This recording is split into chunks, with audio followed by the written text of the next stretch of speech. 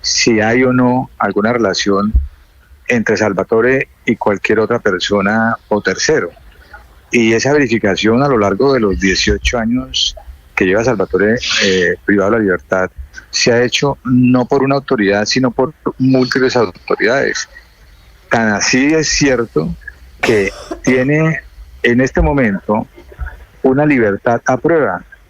Tiene 3 sentencias alternativas dictadas en el marco de Justicia y Paz y tiene la sustitución exactamente de 59 medidas de aseguramiento. Es decir, en cada uno de esos trámites se verifica a profundidad el cumplimiento de los requisitos de Justicia y Paz, y entre esos requisitos, por supuesto, está el no volver a delinquir, el reparar a las víctimas y el construir, el aportar en el componente de verdad respecto de las relaciones que eventualmente pudo haber tenido cuando desarrolló su actividad ilegal. Entonces, hay que esperar de las autoridades y efectivamente si ellas no dan una definición distinta a la que en este momento han dado, que no hay ningún argumento para mantener privado de la libertad a Salvatore, pues esa es la verdad real que existe en este momento, es una verdad jurídica. Sí. Doctor Menjura, ¿cuál va a ser el papel de Salvatore Mancuso como gestor de paz una vez quede en libertad? Como lo menciona la misma resolución, es facilitar a través de conversaciones, a través de diálogos, a través de traslado, comunicaciones con quienes lideran los grupos armados ilegales en este momento, la intervención para que ellos se desarmen, para que ellos se entreguen, se desmovilicen y puedan al proceso de paz, es decir, buscar una paz total en el país que reconcilie a la ciudadanía y por otra parte generar que ellos mismos se reintegren útilmente a la sociedad. Aló, se me está yendo la llamada. Doctor Menjura, muchas gracias. Gracias, es el abogado de Salvatore Mancuso, ahora que le espera una nueva vida en libertad, que teniendo en cuenta, Ricardo, el historial delictivo, el prontuario de Salvatore Mancuso, la sacó baratísima en Colombia. Sí, pues evidentemente, Néstor, en Colombia, Salvatore Mancuso pagó, si usted suma y resta... 18 años de cárcel. Pero en Colombia yo creo que... No. 2 años y medio. No, estoy sumando lo que estuvo extraditado. Claro, Salvatore Mancuso es extraditado en mayo del 2008. Él estuvo casi 16 años y preso 2 años en Colombia. En Colombia 2 años 2006 al 2008. Y 2 meses o 3 meses. Y por eso esta libertad le está doliendo tanto a las víctimas de ese tenebroso paramilitarismo. En segundos, saludo a una de esas víctimas que protesta hoy por la falta de justicia en el caso de Mancuso. Estás escuchando Blue Radio. Escanea este código y conoce las últimas novedades de los temas que te interesan en nuestro canal de WhatsApp. Síguenos, conéctate en WhatsApp Blue, más que radio.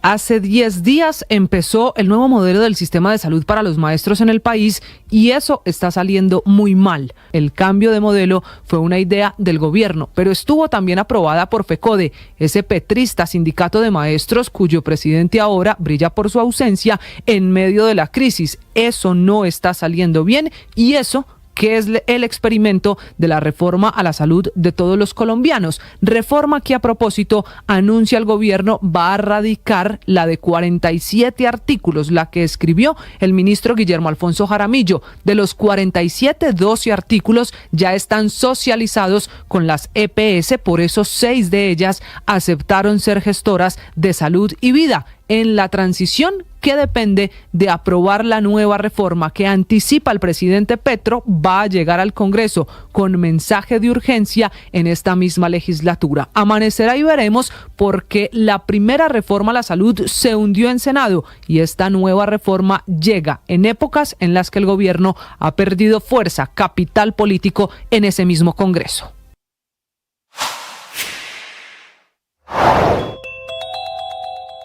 Libertad que ordenaron para Salvatore Mancuso, que está preso desde el año 2008, primero en Colombia, después en Estados Unidos, regresó graduado como gestor de paz y en cuestión de horas recuperará su libertad. Protestan con toda la razón las miles de víctimas, las de las masacres, las de los horrores de las autodefensas de los años 90. Una decisión, por supuesto, un sapo muy difícil de tragar para las víctimas. Solamente le ponen dos condiciones a Mancuso: que no salga del país y que siga reparando, como si en algo hubiera habido reparación.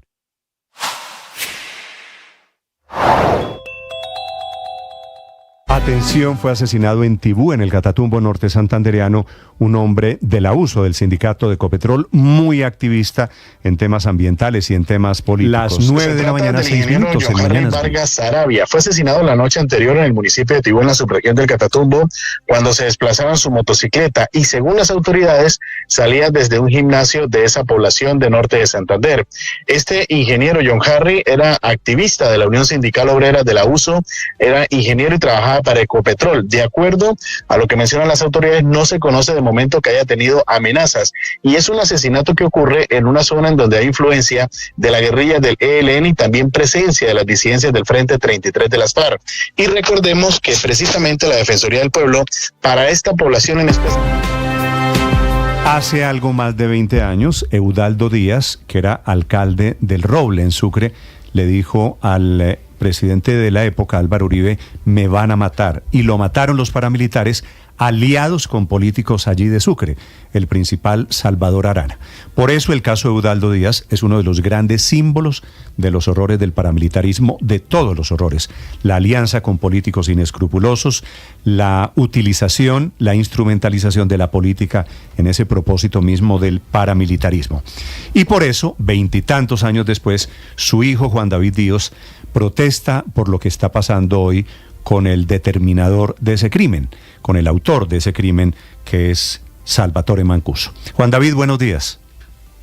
Buenos días, Néstor. Buenos días a la mesa de trabajo y a las personas que nos escuchan en todo el país a través de Blue Radio. Además es vocero de muchas de las víctimas de esas autodefensas. Juan David, ustedes en esa condición de víctimas también merecen la voz en este momento. ¿Qué piensa usted de la inminente libertad decidida por un juez del Tribunal Superior de Bogotá de Salvatore Mancuso? Bueno, es muy lamentable porque mire que un magistrado, un tribunal de justicia y paz fue capaz de tumbarle, por llamarlo así, 57 órdenes de captura a Salvatore Mancuso, pero no fue capaz de lograr que Salvatore Mancuso nos dijera la verdad sobre su relación con algunos de los reconocidos criminales de este país, como el caso de la señora alias La Gata, quien todo es de conocimiento público que fue su socia, y él niega esa relación con ella. Entonces, y así muchas otras personas más que han gozado de impunidad por más de 20 años, y en el momento que Salvatore Mancuso sea liberado, todos sabemos que ellos siempre han actuado por conveniencia, ya le quitan el incentivo que tenía, que era el de quedar libre. Ya libre va a pasar como está pasando hoy con Salvador Arana, que la JEP lo liberó. Sí, Juan David. Hoy se completamente irrisorio, burlesco. Estamos perdiendo la comunicación. Reconectando la llamada, es Juan David Díaz, hijo de Eudaldo Tito Díaz, alcalde de... Ya nosotros sabemos cómo actúan estos criminales cuando se les da la libertad. Sí, se nos había cortado la comunicación. Juan David, ¿por qué usted hace la pregunta en el comunicado que da a conocer en las últimas horas sobre la relación de Salvatore Mancuso con La Gata? Porque es de conocimiento público y han insistido en las investigaciones que demuestran que esta señora, al parecer, era una de las testaferros del señor, o lavadora del dinero del señor Salvatore Mancuso. Y el señor Salvatore Mancuso no habla de la relación con ella, por ponerles un ejemplo. Entonces, ¿qué pasa? Que si no lo dijo ahora que está preso, mucho menos lo va a hacer cuando esté libre, porque él no tiene ninguna motivación. Ya logró lo que quería, así como lo logró Salvador Arana, que la JEP le concedió la libertad, a pesar de que nosotros nos opusimos. Él mostró un plan de reparación completamente burlesco y irrisorio para las víctimas, fuera de no decir todas las verdades que necesitábamos conocer, que él conoce. Y hoy la esposa del señor Salvador Arana lo denuncia en una demanda de divorcio y muestra que es un hombre completamente rico. Y mire usted la ironía, que hasta la JEP le tuvo que colocar un abogado pagó por nuestros impuestos porque el señor se declaró pobre, y vamos a ver que no es así. Entonces, estos señores están acostumbrados al engaño, a la mentira, a burlarse de nosotros, de sus víctimas y de un país, ¿no? De un país, porque es imposible que pueda haber paz cuando uno ve que premian a los delincuentes de esta manera. Por eso este país está como está, que vemos que los delincuentes les es fácil robar porque saben que van a salir de la cárcel, igual los asesinos. Sí, no con el dinero, ¿no? Sí, quiero hacer una pregunta para finalizar. ¿Qué opinión tiene usted de que Salvatore Mancuso haya sido designado gestor de paz por parte del presidente Petro? Bueno, yo en un primer momento lo veía bien, porque él es conocedor de muchas de las cosas, de los pocos que quedan que puede decir la verdad, porque los otros no la dijeron. Los otros están libres y están bien, disfrutando las riquezas amasadas en sucias de la sangre de nuestros familiares.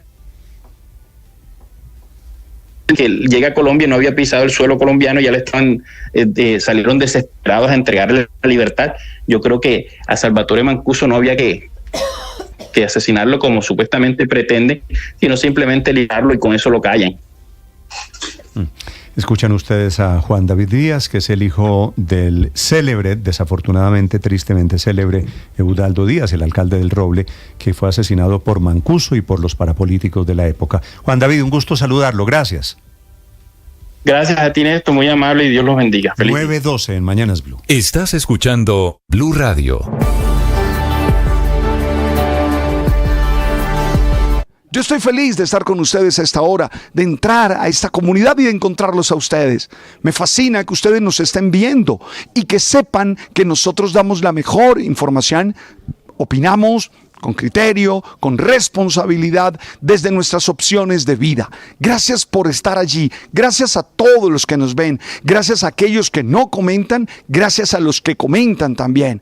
Ese diálogo tan propositivo, que encuentro tan respetuoso, ese diálogo que siempre es bondadoso, me parece extraordinario. ¡Ánimo! Tú sabes.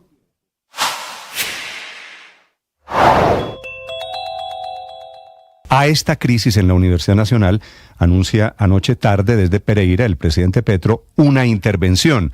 Dice que va a tomar decisiones haciendo respetar la autonomía universitaria. Precisamente porque esa, que es la principal universidad pública del país, dice el presidente, no puede seguir paralizada.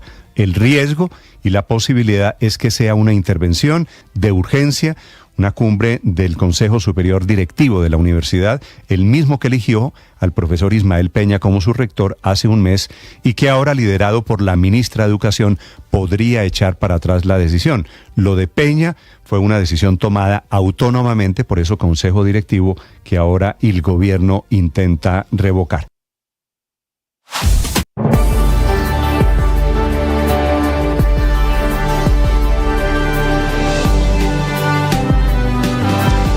Nueve de la mañana, 13 minutos. Procafecol, la empresa encargada de operar la marca Juan Valdez, da un nuevo paso en su proceso de internacionalización. No olvidemos que dentro de sus metas está la de tener más tiendas Juan Valdez en algún momento por fuera de Colombia que dentro del país. Pero no solo quiere crecer el número de tiendas, también busca aumentar la participación de sus marcas de café 100% colombiano en otros mercados. Y producto de esa estrategia está cerrando un acuerdo para crecer en Norteamérica. Procafecol está firmando una alianza con Green Company, la Green Coffee Company, que tiene como propósito que esta última distribuya un nuevo producto Juan Valdez de café tostado en los supermercados de Estados Unidos y también de Canadá, así como en el retail institucional de estos dos países, permitiendo a la marca de los caficultores colombianos ampliar su cobertura local en este mercado con este nuevo distribuidor. La idea es que Green Coffee aumente la participación de la marca colombiana con el ingreso a grandes cadenas de supermercados en las que hoy no tenga presencia, con el objetivo de generar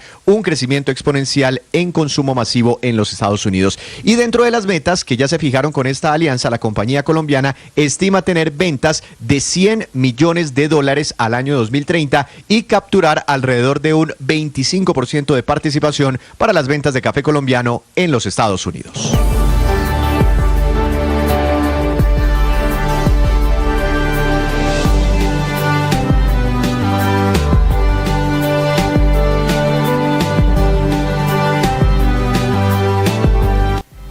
9:15 minutos, Surtimax, Superinter y Surtimayorista, 3 marcas del Grupo Éxito con los días contados, según anunció ayer la empresa, y tras confirmar que comienza todo un proceso de unificación de marcas, quedando todas bajo 2 únicos paraguas, Éxito y Carulla, lo que implica la reconversión de 40 tiendas durante los próximos 3 años, pero eso sí, manteniendo todas las sedes actuales y todos los empleos actuales, según declaraciones ayer de Carlos Calleja, nuevo presidente del Grupo Éxito, quien también anunció alianza con la cadena de tiendas Miniso para ofrecer una mayor variedad en sus tiendas. Estás escuchando Blue Radio.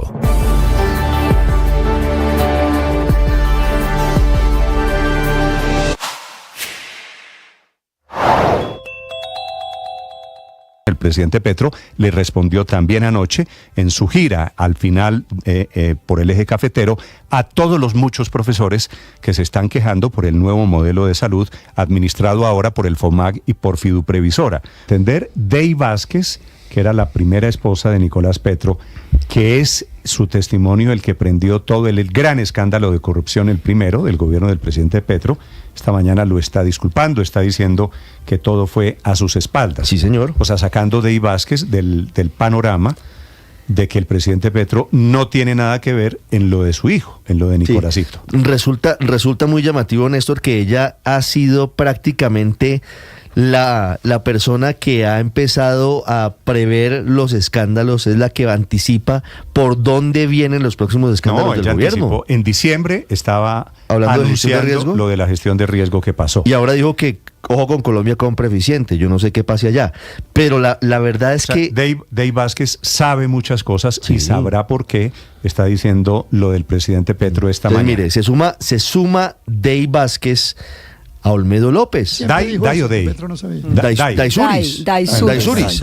Bueno, pero fíjese esto. No estoy familiarizado. Olmedo López sale de la fiscalía negociando un eventual principio de oportunidad y lo primero que hace es grabar un video pidiéndole perdón al presidente Petro por haberlo defraudado. Y ahora Daysuris dice en Twitter, en X, si hay algo de lo que estoy convencida, y lo dije hace días en un space, es que todo lo que ha venido sucediendo ha sido a espaldas del presidente Petro. No hay que mezclar las cosas. Sí, y ahora, que Nicolás se robó una plata solito, yo supongo que Nicolás no le pidió autorización a Gustavo Petro papá, es decir, creo que eso no es. No, por supuesto que no. Pero Nicolás Petro, es que aquí hay varias cosas que son interesantes de recordar. Nicolás Petro le había dicho a la fiscalía en el interrogatorio que al final no se pudo usar porque se cayó el acuerdo judicial, que el presidente de la República tenía conocimiento, pero además que había hecho unos acuerdos con Euclides Torres a cambio de una financiación y que justamente por eso podía poner en riesgo la situación de su padre. Después de eso viene la visita del presidente Petro, que había dicho que no lo había criado, a Nicolás Petro cuando queda en libertad. Se me había olvidado el yo no lo creo. Bueno, lo visita y después de la visita de papá Gustavo a Nicolásito cambia de opinión, empieza la narrativa de la tortura y se retracta de lo que dijo en el interrogatorio. Y dice que fue presionado y demás. Una cosa es la responsabilidad penal. Claro. Que es de lo que pueda estar hablando Daysuris Vázquez Aurelio, y otra cosa es la responsabilidad política de lo que pasó en la campaña, sobre lo cual el principal responsable pues es obviamente el candidato. Sí, pero Daysuris siempre sostuvo que Petro no sabía. Incluso, permítame recordarle un hecho, un suceso. Fíjese usted que ella va a hablar con Petro en febrero y lo pone en conocimiento, según el dicho de ella, lo pone en conocimiento de todas estas maniobras y de todas estas desaguisados. Ahí es cuando sale el comunicado de Petro, del presidente Petro. No, ahí no salió el comunicado. Cuando Daysuris le da los datos a la revista Semana, ahí sí sale el comunicado de Petro. Entonces Petro sí sabía y no sabía. Sabía cuando Daysuris le contó, pero se quedó callado en febrero. Y cuando ya el escándalo aborta en la revista Semana, ahí sí saca el comunicado de la fiscalía diciendo que investiga a su hijo y a su hermano, investigación del hermano que además también está como como medio en el aire, ¿no? Pero además recuerden que Daisuri sigue siendo muy cercana a la familia Petro. O sea, ella sigue siendo muy cercana a Andrea Petro y de hecho son muy activos en redes sociales, con fotos juntas. Bueno, por eso María, pero recordemos también, la importancia María de lo Consuelo, que es decir, Daisuris Vázquez, Luis Ernesto, solamente tiene una importancia en este panorama. Y es que fue el ventilador. Claro, y es que por eso, y en condición de ser el ventilador del tema, conoce la familia por dentro, ¿no? Y tiene, claro, pero también recordemos que ella contó en sus testimonios, ya no me acuerdo. Yo no me acuerdo si fue en los testimonios en la fiscalía o en la entrevista, pero ella contó que se había reunido previamente con el presidente antes de salir a la luz pública con todo este escándalo, que se reunió en Palacio con el presidente, que el presidente no sabía de todas las andanzas de Nicolás Petro y que además no trató de proteger a Nicolás Petro, que no trató de decir, bueno, venga, ¿cómo tapamos esto, mija? Y lo resolvemos aquí en familia, sino que todo lo contrario, lo mandó a la hoguera. Y por eso, pues claramente, yo sí creo que los testimonios, cada uno va dando cuenta que este tipo de situaciones se han presentado no con órdenes del presidente, y por eso, como usted lo dijo, Néstor, esto pues lo exime de la responsabilidad penal, porque él no es el autor intelectual de los delitos, pero no lo exime en ningún momento de la responsabilidad política, porque el principal beneficiario de una financiación indebida de la campaña es el candidato. Pero y el principal responsable de que se estén robando la plata de la salud y de los niños y del agua de La Guajira, y con eso estén haciendo fiesta Schneider y compañía, pues es el presidente de la República, porque es que ese es el gobierno de él, ese cuentico de que no es de que es a sus espaldas y entonces él es una víctima, y entonces es un golpe blando. No, pues el golpe blando se lo están dando su hijo y se lo está dando sus funcionarios en el gobierno. Todas las denuncias por las cuales hay investigaciones al presidente Petro han sido de personas cercanas de adentro, ¿no? Usted coge todos los escándalos, pero decía lo de la responsabilidad política. Pero los casos no son iguales, ¿no? Héctor, lo de la responsabilidad política es porque Nicolás Petro no solo es el hijo del presidente de la República, sino que fue el director de la campaña del presidente de la República. ¿Qué es lo que quiere decir responsabilidad política? Porque usamos ese término sin saber bien qué es lo que quiere decir, porque en el fondo, porque lo que quiere decir la responsabilidad política, y por eso lo pregunto, pues en la teoría es que como consecuencia de la responsabilidad política, una persona que ejerce una función pública tiene que dejar de hacerlo. Y aquí siempre decimos, no, el presidente se queda hasta el 7 de agosto del 2026, yo cuidado con eso. Pero asumir lo que quiere decir que sale, se latiga. No estoy diciendo que tiene que... ¿Cómo lo hace? No estoy diciendo que tiene que asumir la responsabilidad, que es tema que no ha hecho el señor presidente, porque él echa la culpa a los demás. Pero asumir la responsabilidad, ¿qué quiere decir? Decir que yo soy el responsable de poner a mi hijo delincuente a manejar las platas de la campaña. Por ejemplo, Antanas Mockus una vez asumió una responsabilidad política y que no es un golpe de Estado. Entre otras cosas, sería útil, Héctor, que usted entienda, es que usted se montó muy fácil en la teoría del presidente, de lo quieren tumbar, de que hay un golpe de Estado. Y se le olvida que todas las denuncias vienen de Daisuris y vienen de Benedetti y vienen de Laura Sarabia y vienen... Pero yo no dije vienen de Schneider Pinilla y que yo no dije que lo quieran tumbar. Lo que digo es que si reclamamos responsabilidad política, que asuma la responsabilidad política. ¿Le parece que está bien? Si queremos responsabilidad política y usamos estrictamente los términos, pues lo que estamos diciendo es que el presidente debería renunciar. No, señor. Eso es lo que quiere decir. Entonces cambia en el término, porque están utilizando mal el término. La responsabilidad política quiere decir eso. El resto es pajarilla. Usted le está dando el resto es pajarilla. No, amigo, no es así. Responsabilidad política, la interpretación lo que uno espera, que usted supone, que usted le adjudica. La que está en los libros. La que está en los libros, Néstor. No, Héctor, lo que uno espera es que el domingo, cuando esté vea ya pues el Cali en el descenso, ese domingo a las 7 de la noche, entonces salga el presidente Petro a todo Colombia, haga una locución, que moderara la conversación, porque hay unas cosas que son intolerables. No se meta con esos temas sensibles, Aurelio, por favor. Haga una locución. Usted sabe que una locución. Gracias, director, gracias. Listo, concedido, perdón, qué pena. Sin agresiones personales, por favor. Sí, en casa de abogado no nombrar la soga. Decimos lo siguiente, Néstor.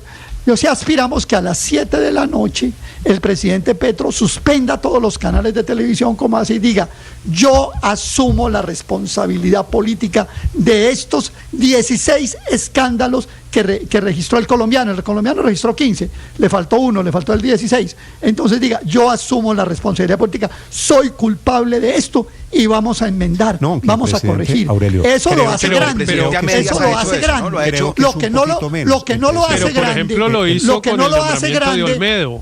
Con el nombramiento de Olmedo reconoció que él había sido... Perdóneme, Héctor, le iba a decir esto. No hay un solo escándalo, ni uno, que no haya sido originado desde adentro de amigos del presidente de la República. No, sí, pero la pregunta es si es responsabilidad de él. La corrupción de Olmedo. Pero la pregunta es si es responsabilidad de él. El hijo, el hermano Juan Fernando Petro.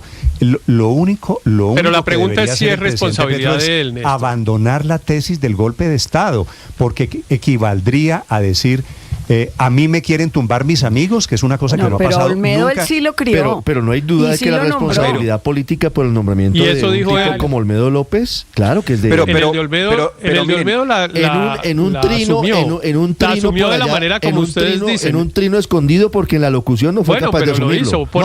Pero en la locución no fue capaz. Era la lapidación en el Parque Nacional. No, la lapidación es que no. Lo que les quiero mostrar a ustedes... Porque es que la masa no está en Twitter.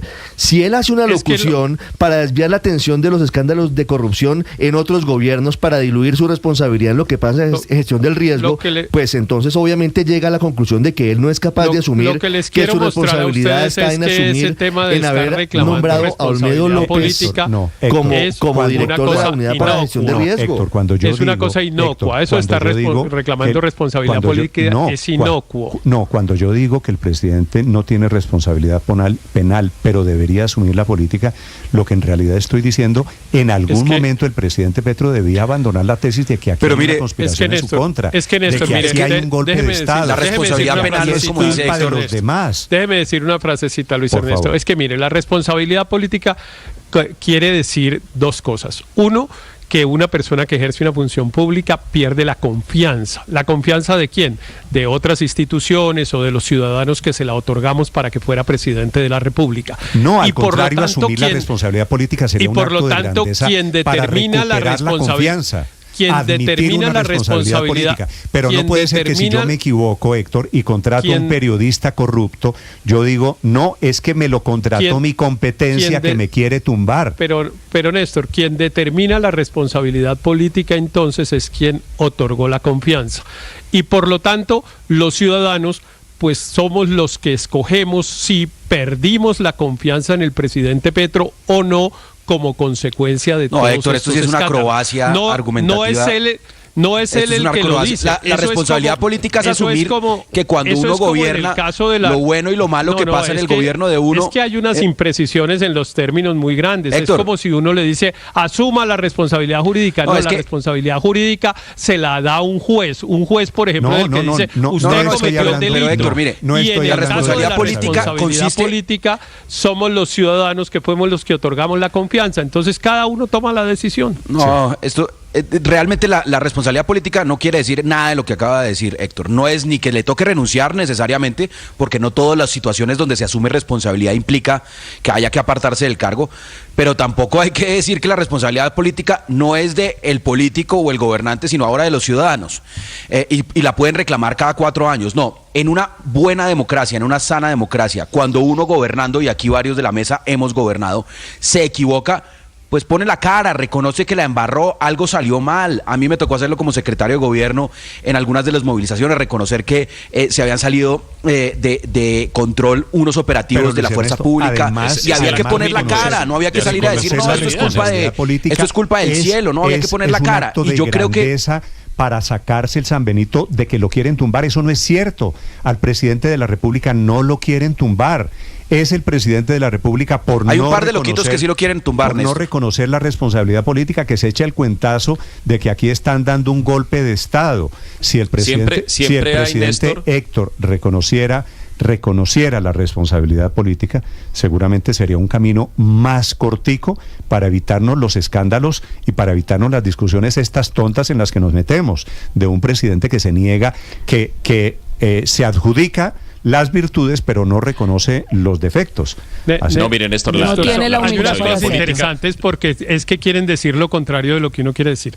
La responsabilidad política, insisto, tiene que ver con la confianza. Entonces, cuando ustedes están diciendo que una persona como el presidente Petro en este caso salga y reconozca su responsabilidad y diga, les pido perdón porque yo no he debido haber nombrado a ese Olmedo, que yo sabía que era un ampón y tal cosa, y les juro que no lo vuelvo a hacer, lo que está es evadiendo la responsabilidad política, porque lo que está tratando es de que los ciudadanos no pierdan la confianza en él. Él está diciendo, mire, sí, me equivoqué, pero eso nos pasa a todas las personas, sigan confiando en mí. Entonces, es al revés. Hay unas cosas que el sentido común indica que son de una manera, pero desafortunadamente son de otra. Yo creo que responsabilidad política es reconocer.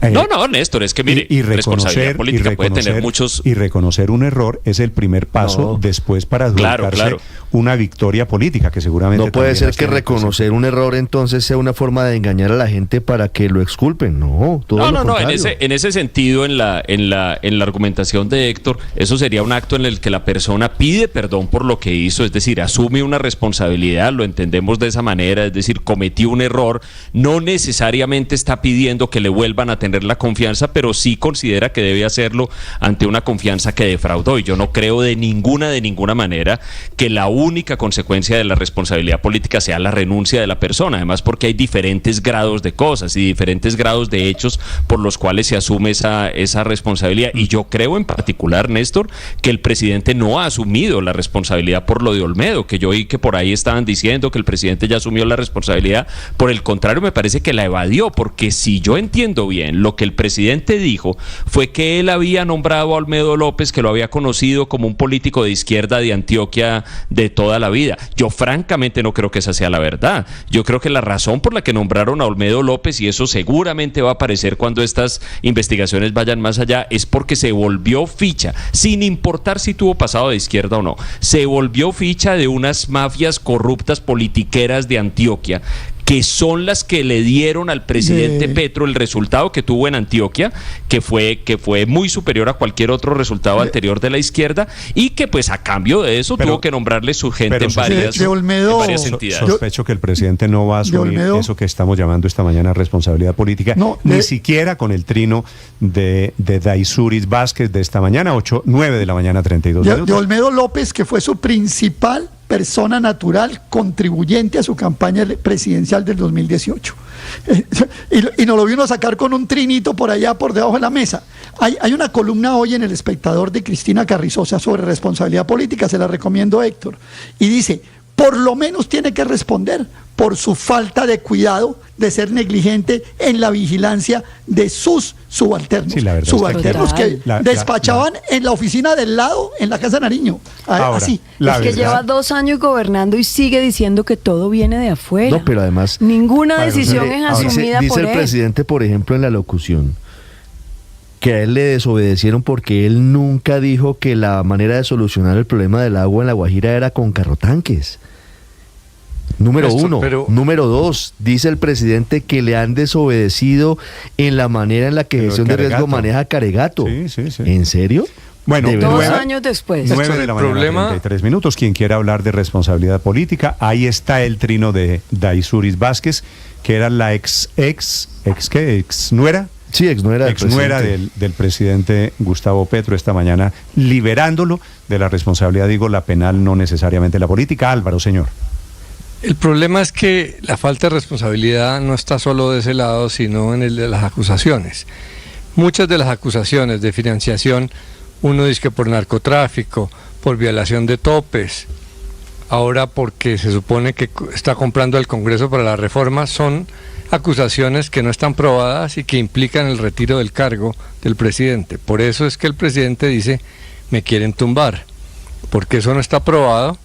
Y toda la oposición, muchos medios dan eso como un hecho, o lo insinúan y generan esa situación. Entonces, se necesita responsabilidad para aceptar errores, pero se pretende que se asuma responsabilidad sobre delitos que Petro dice que no ha cometido, y que irresponsablemente sus opositores... lo de la corrupción no lo ha negado el gobierno, es decir, puede que haya diferencias en quién fue el comprado o en quién se enriqueció, pero lo de la corrupción, lo de la unidad de gestión de riesgo, eso no tiene ninguna discusión. Voy a leer la columna de Cristina Carrizosa, que además es una oyente nuestra permanente.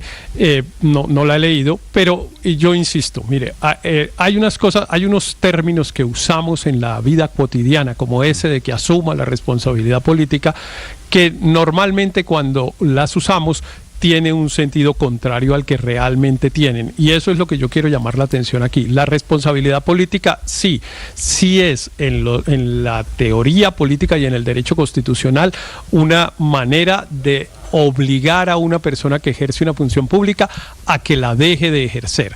Sí, evidentemente, si el Congreso, por ejemplo, en Colombia, llevara un proceso contra el presidente Petro porque lo considera indigno, como dice la Constitución colombiana, lo que hace es derivar una responsabilidad política y sacarlo de su cargo, como pasa con los gabinetes en los regímenes parlamentarios, etcétera. La otra responsabilidad, la que llaman en los libros de teoría política no institucional, es la que decidimos los ciudadanos cuando vamos a votar. Ustedes pues no votaron por el pacto histórico, yo tampoco lo hice, ustedes seguramente no votarán por el pacto histórico e invitarán a la gente a que no lo haga, porque hay muchas razones para que no tengan confianza en que eventualmente ese partido político pueda tener un buen gobierno. Esa es la responsabilidad política y esa se define ahí. Uno no anda pidiéndole a quien incurrió o a quien hizo el daño reconozca su responsabilidad, no, porque eso simplemente ahora es para ratificar, eso simplemente es para ratificar la decisión que ustedes ya tomaron, que es que evidentemente, y yo estoy de acuerdo con ustedes, el presidente Petro ha incurrido en unas falencias graves, no en todos los casos, pero en unas. Por ejemplo, en el caso de la unidad de gestión de riesgo, o no oyó o se hizo el sordo, pero el hecho es que eligió mal, y hay una culpa in eliyendo que también se conoce, o no tomó las medidas correctivas a tiempo. Y entonces, el día que yo tenga que votar, tomar la decisión de por quién voto, tendré en cuenta esa consideración, pero no le ando pidiendo al presidente que se latigue. Pedir responsabilidad política le parece latigarse. 9 de la mañana, 37 minutos en Mañanas Blue.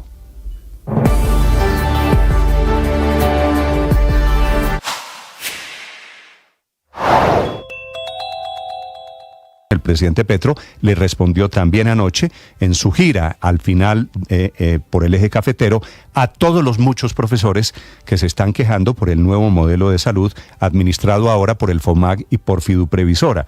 Profesores a quienes no les dan cita, que no les entregan medicina y que hasta lo sacaron del sistema de transición del modelo que empezó a regir el 1 de mayo. A eso responde el presidente Petro, que es un problema de software.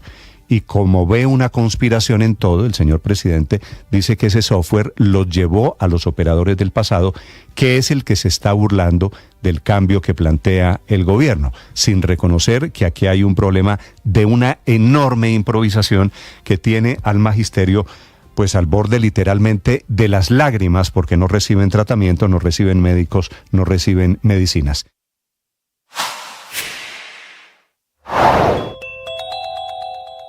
Olmedo López y Sneider Pinilla siguen revelando a cuentagotas elementos que, según ellos, demostrarían las graves acusaciones que han hecho en contra de dirigentes políticos de la mayor importancia, no solamente en el gobierno, sino también en el Congreso de la República. El más reciente capítulo de esas revelaciones a cuentagotas son una serie de chats de Olmedo López en los que, según él, se demostraría que efectivamente sostuvo al menos una reunión en una suite del Hotel Tequendama con la exalta consejera presidencial para las regiones Sandra Ortiz del Partido Verde y el presidente del Senado Iván Name. Según la teoría de Olmedo López, asegurando que tiene pruebas, en esa reunión se habría dado una de las entregas de los cerca de 3.000 millones de pesos que habrían recibido como sobornos, es su teoría y es lo que él afirma, para que se aprobaran o se hicieran favores al gobierno en el Congreso de la República.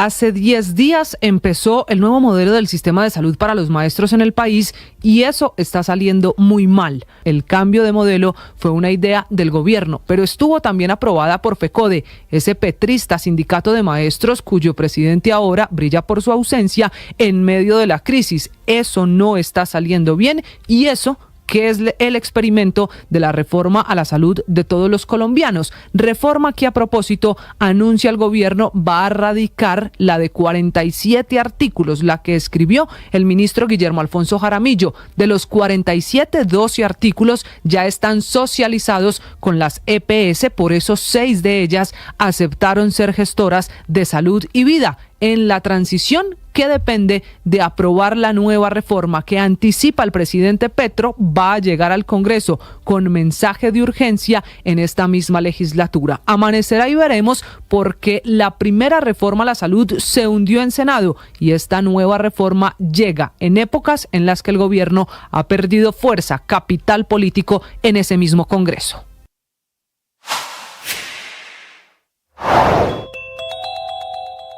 Libertad que ordenaron para Salvatore Mancuso, que está preso desde el año 2008, primero en Colombia, después en Estados Unidos, regresó graduado como gestor de paz y en cuestión de horas recuperará su libertad. Protestan con toda la razón las miles de víctimas, las de las masacres, las de los horrores de las autodefensas de los años 90. Una decisión, por supuesto, un sapo muy difícil de tragar para las víctimas. Solamente le ponen 2 condiciones a Mancuso: que no salga del país y que siga reparando. A esta hora la información deportiva desde Italia con TCC en Mañanas Blue. Promedio. Es muy alto, es un bateaje enorme si tenemos en cuenta que son 50 minutos en carrera. Nos vamos al segundo cronometraje y ya pasó Lutsenko, entonces también debe haber pasado Chávez. Vamos a mirar el tiempo de Chávez ahí para establecer referencias. Camina a la etapa 7 del Giro, fracción de 40.6 kilómetros contra el reloj. Los favoritos ya ruedan en una crono larga con 34 kilómetros llanos y 6 kilómetros en ascenso para llegar a meta aquí en Perugia. El colombiano Sebastián Molano y su visión de la etapa al llegar a meta. No, yo tranquilo, pues traté de hacer un muy regular todo el día, tratar de recuperar un poco hoy, entre comillas, un día tranquilo porque, bueno, han sido días duros los días anteriores y, bueno, al final la hice, como te digo, tranquilo, mirando los vatios y regulado. Nairo ha luchado con alergias en los últimos días de carrera. El campeón del Giro y su condición actual. Tenemos que llevar también el cuerpo poco a poco, de día a día, y ya la segunda y tercera semana ya podemos respirar mejor. Va a tocar correr con tapabocas. Ay, Dios. Sí, es que esta zona ha pegado muchísimo polen y me cierra toda la caja torácica. Me afecta mucho. Que mejore nuestro Nairo. Ahora nos ocupamos de la liga en Colombia. Se viene la segunda fecha de los cuadrangulares semifinales. Millonarios se mide al Deportivo Pereira y pierde a su goleador Leo Castro. El técnico Alberto Gamero. Lo de Castro tengo entendido que es un esguince en el hombro. Tengo entendido que le van a hacer una valoración y unas imágenes. A lo mejor lo de Castro lo veo difícil. Ojalá que pueda estar, pero lo veo difícil. Esas lesiones en los hombros siempre son más de cuidado. Por los matecañas tampoco hay buenas noticias con Faber Gil. Así lo reporta el entrenador del Pereira, Leonel Álvarez. Estamos con inconvenientes y de pronto ustedes no saben y Faber ya no juega más, se desgarró. Entonces a veces falta información, que ustedes les pasen esta información porque indudablemente para nosotros es una baja sensible, se desgarró y ya no va a jugar más. Él ya es un mes de incapacidad. La fecha 2 comenzará mañana con los juegos Bucaramanga Junior y Millonarios Pereira, partidos que estarán aquí en la señal de Blue Radio. Y el domingo, La Equidad Santa Fe y Tolima Once Caldas. Pausa y hablamos del fútbol mundial con sello colombiano.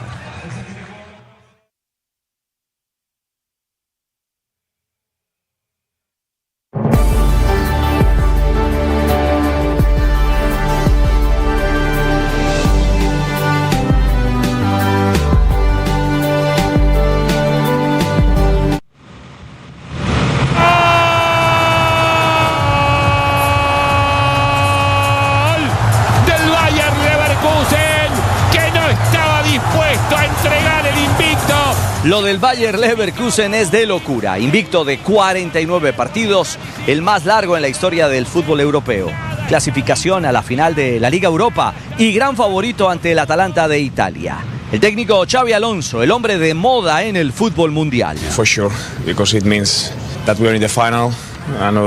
Esta noche es especial porque significa que estamos en otra final, otra remontada en el último minuto que creo que merecíamos. Cuando íbamos 2-0 perdiendo, creo que no era justo, pero esto es fútbol y hay que anotar. Pero el equipo mostró carácter y ganas de darle vuelta. En una situación difícil, seguimos intentando sin desesperarnos y logramos remontar de una manera extraordinaria. Y en el radar internacional, Darwin Núñez, el uruguayo, habló de su socio en el Liverpool, Luis Díaz, y su próximo reto, la Copa América. Y bueno, la verdad que Luchito es una persona muy feliz, tiene esas cosas de colombiano, muy gracioso, y bueno, siempre estamos juntos hablando de los partidos, hablamos de todo un poco también.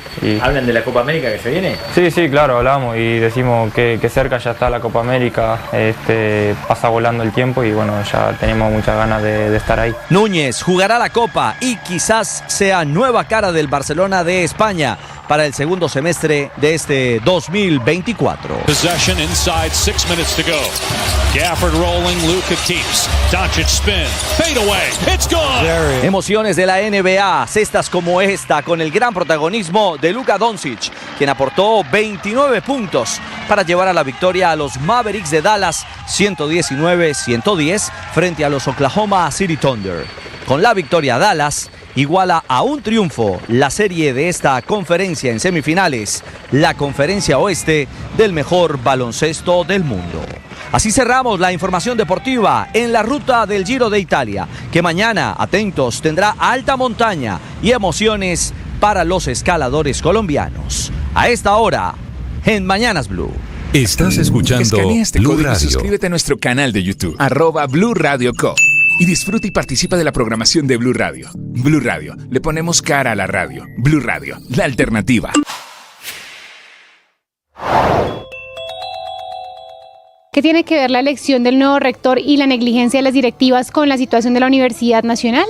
Eso fue lo que contestó Felipe Ramos, representante estudiantil. Yo creo que todo está muy ligado, porque como le decía, el tema de la negligencia también va ligado a las reformas que se han planteado y que nosotros desde el principio nos hemos opuesto. Nosotros planteamos posiciones respecto a estas reformas y no fueron tenidas en cuenta, y es una de las razones por las que también estamos acá. El tema de la rectoría pues también es que va ligado completamente a eso. Ismael Peña fue vicerrector de la sede de Bogotá y a partir de eso fue partícipe de las reformas. Él aprobó la reforma posgrados, él impulsó la reforma extensión, y en ese sentido pues también estamos pidiendo también un poco de respeto también por la historia que sabemos que él ha tenido, y también por nuestros compañeros y nuestros compañeros, por ejemplo, de la sede de Tumaco, que por negligencia justamente de ellos no están pudiendo, no van a poder tener una sede en propiedad de calidad en este momento. No se pierdan esos contenidos, suscríbanse a nuestro canal de YouTube. En Blue le ponemos cara a la radio.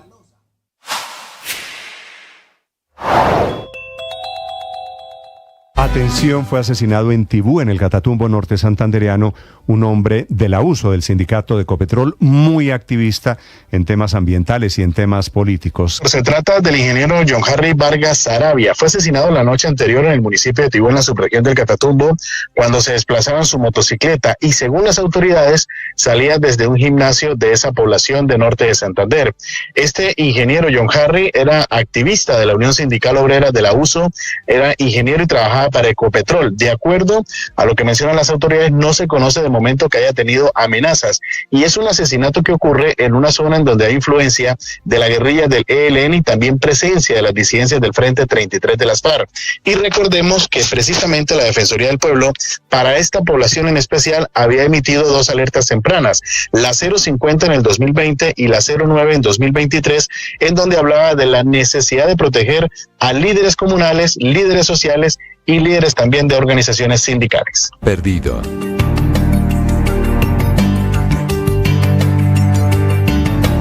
Esta mañana el influyente Financial Times en Londres dice que el presidente Gustavo Petro se radicalizó, esta es una lectura internacional, y que está intentando reescribir la Constitución, y hace unas comparaciones que no le van a gustar al presidente Petro con Hugo Chávez y con el modelo venezolano. En Londres, Silvia Carrasco. Sí, Néstor, el periódico arranca recordando cómo Gustavo Petro grabó 12 mandamientos en mármol en 2018. Eran 2 más que los mandamientos con que Moisés bajó del monte. El mandamiento número 2 de Petro decía: no convocaré a una asamblea constituyente. 2 años después de ser electo, ya piensa distinto, dice el Financial Times. El presidente colombiano argumenta que el pueblo tiene el poder de cambiar la Constitución, una idea a la que recurre para purgar su frustración de ver las reformas atascadas en el Congreso, dice el periódico. Agrega que hay quienes ven similitudes entre los pasos que está dando Gustavo Petro en la presidencia con lo que hizo Hugo Chávez en Venezuela. O sea, llamar a una constituyente para evitar el Congreso y los tribunales, con ello consolidar su poder para luego intervenir la economía, aumentar el gasto y acorralar a la oposición. Recuerda el diario que en Venezuela vino luego el colapso de la economía y 7 millones de personas escaparon del país. Y aunque el diario informa que el presidente Petro no tiene las mayorías necesarias en el Congreso para convocar a una constituyente, dice que el mandatario sigue adelante con ideas vagas que aumentan la confusión. Unas veces dice que la nueva constitución la deben escribir las asambleas populares y otras dice que la redacción ya ha comenzado. Todo esto detalla el Financial Times, mientras en el país la economía se estanca, la inversión extranjera huye y la inflación se mantiene obstinadamente alta, Néstor.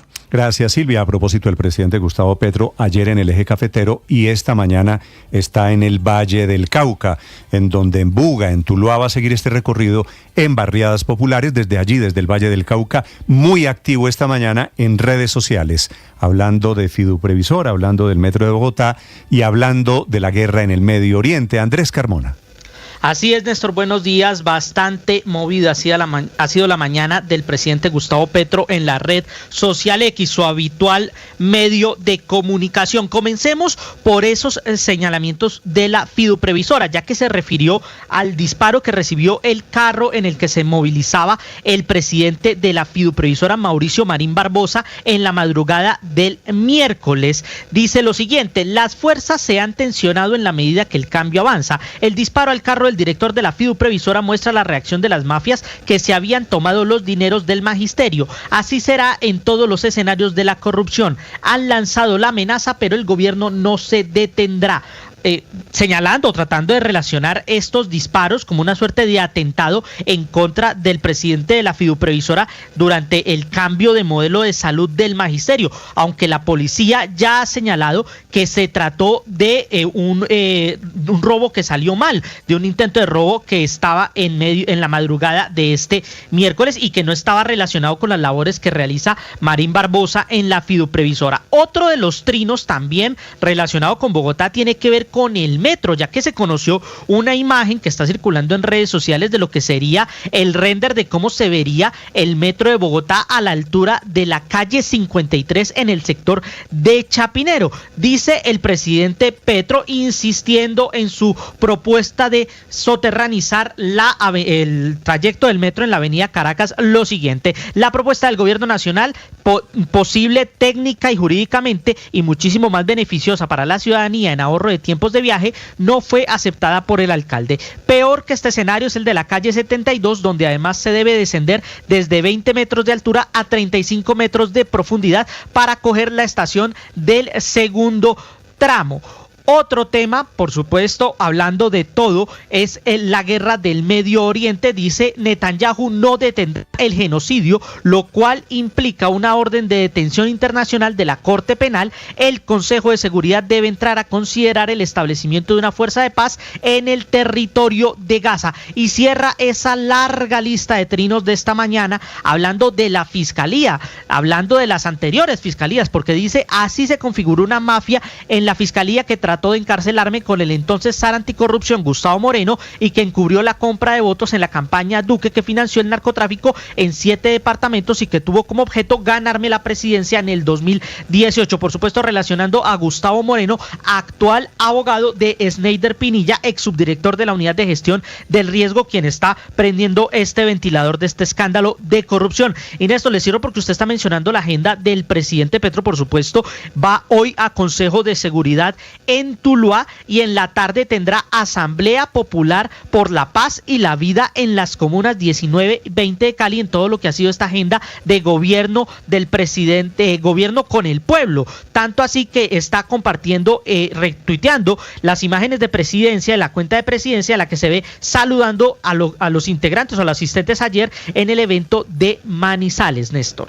Gracias, Andrés. Sobre el tema del magisterio y del FOMAC, la tesis del presidente es que al director de la fiduprevisora le dispararon ayer y le dispararon las mafias que se habían tomado los dineros del magisterio, y así será en todos los escenarios de corrupción. El presidente Petro todavía no reconoce, le adjudica a un problema de software lo que está pasando con la salud, Camila, del magisterio. Sí, señor, maestros del país. Dice él que detrás de las malas experiencias de los profesores con el nuevo modelo de salud para ellos, que está cumpliendo hoy 10 días, empezó el 1 de mayo, hay un plan. Él siempre busca un culpable, Néstor, y dice que esto no es culpa del modelo, que es culpa del software, y que por eso los maestros no tienen cita o no les entregan medicamentos, o a muchos ¿y el software les no han forma cancelado. parte del modelo? No, con una pregunta adicional, ¿no se suponía que el nuevo modelo iba a resolver los problemas que traía el anterior? Padre, es que pues el problema del sistema está desde el anterior. Petro va más allá, porque él dice no solo es problema del software, sino que el problema del software los está llevando a los mismos operadores del pasado. Es decir, aquí el gobierno está en un tema de no hay problema, el problema es de software y nosotros lo hemos hecho bien. Quiero preguntarle al profesor Miguel Lazo, que es el presidente del Sindicato de Trabajadores de la Educación en Bogotá, ¿cuál es su opinión de lo que está pasando con este tema, de los argumentos, de las disculpas del presidente Gustavo Petro? Profesor Lazo, buenos días. Buenos días, doctor Néstor Morales. Profesor Lazo, primero hay problema, porque es que el presidente dice el problema es del software.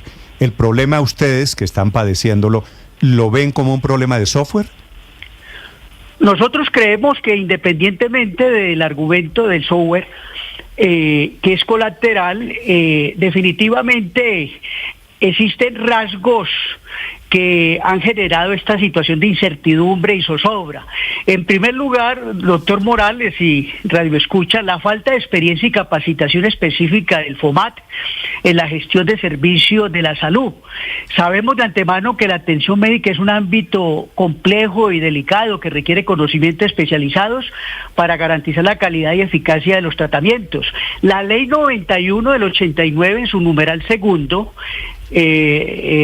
artículo 5, establece la garantía por parte del FOMAT en la prestación del servicio a través de la contratación, pero la atención médica propiamente dicha... Profe, pero venga, acláreme una cosa, profesor Lazo, si me permite un segundo, si me disculpa la interrupción. Usted es maestro en Bogotá, ¿cierto? Yo soy educador en el Distrito Capital, vale. Sí, cómo no. Cuénteme primero cuál es el problema que ustedes tienen desde hace 10 días para llegar después a identificar quién es el responsable del problema, ¿le parece? Sí, en primer lugar, ayer hubo por parte de la fiduprevisora y el FOMAT la notificación de la prestación del servicio en el Distrito Capital a través de 2 sitios de atención. La IPS, que está ubicado en Modelia y en Chía. Es decir, que en lugar de expandirse propiamente el servicio, nos redujeron a 2 sitios de prestación del servicio. Esto nos parece obviamente lamentable. La IPS que presta el servicio en Normandía es Servisalud, que depende fundamentalmente de la EPS propiamente dicha, que es Fersalud, y lo mismo en el caso del municipio de Chía. Vemos que eso obviamente implica improvisación, y lo decimos porque, si bien es cierto, el día 29 de abril del 2024, en sesión del Consejo Directivo, ya se había conformado la red de proveedores para prestar los servicios primarios, complementarios y entrega de medicamentos y tecnologías, prácticamente de la noche a la mañana, no se puede obviamente pretender que se garantice la prestación efectiva de los servicios médico-asistenciales, que no solamente es para los docentes, directivos docentes, sino también para sus beneficiarios. Sí. Por eso hemos creído definitivamente, doctor Morales, que la situación realmente plantea interrogantes sobre la misma autonomía y capacidad de respuesta a las necesidades específicas de los docentes en diferentes regiones del país, no solamente en Bogotá. La diversidad geográfica y socioeconómica de las comunidades donde trabajamos los maestros requiere una atención personalizada y adaptada a las realidades locales. Claro, precisamente como eso se tiene que adaptar en cada ciudad, profesor Lazo, ayúdenos con ejemplos para que los oyentes puedan entender la dimensión de lo que les está pasando hoy a los profesores. Cuando van a esos 2 puntos de atención que Fiduprevisora habilitó para maestros, por ejemplo, en Bogotá, ¿cuál es el problema? ¿Con qué se están encontrando? No, pues sencillamente no puede dar la entidad Servimed Normandía ni la entidad en Chía no puede garantizar la prestación del servicio. Imaginen en el caso específico del magisterio, que somos 40.000, sin contar obviamente sus beneficiarios, que puede implicar perfectamente cerca de 1 millón de personas, si no más.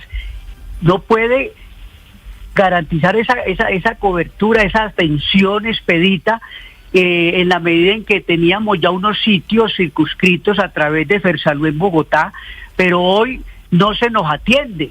Por ejemplo, las urgencias que nos posibilitaban en la clínica, en el Hospital San José, pues no nos atiende, porque sencillamente manifiestan de que pues en esa transición están verificando con el FOMAT, con la misma Fiduprevisora, los desarrollos y alcances del nuevo modelo de prestación del servicio médico. Por eso se están generando situaciones en diversas entidades territoriales donde el maestro no sabe con certeza a dónde acudir. O si acude a unos sitios, como en el caso de Bogotá, que nos dicen hay 2 sitios de atención, Servimed Normandía y Chía. Imaginen ustedes quienes tengan que desplazarse al municipio de Chía, o quienes del suroriente o de Ciudad Bolívar o del mismo norte de Bogotá tengan que desplazarse a Servimed de Normandía, ahí sobre la avenida Boyacá con calle 53. Hoy es realidad lo que ha dicho el presidente Gustavo Petro defendiendo este modelo de salud, que hoy los maestros pueden acceder al servicio médico en la clínica que quieran en cualquier lugar del país. No podemos. Hoy, 10 de mayo, sería un despropósito plantear que podemos acceder a una diversidad de entidades que entiendo que a través de los medios han planteado, porque es que realmente a la fecha lo que observamos es que a pesar de que se conformó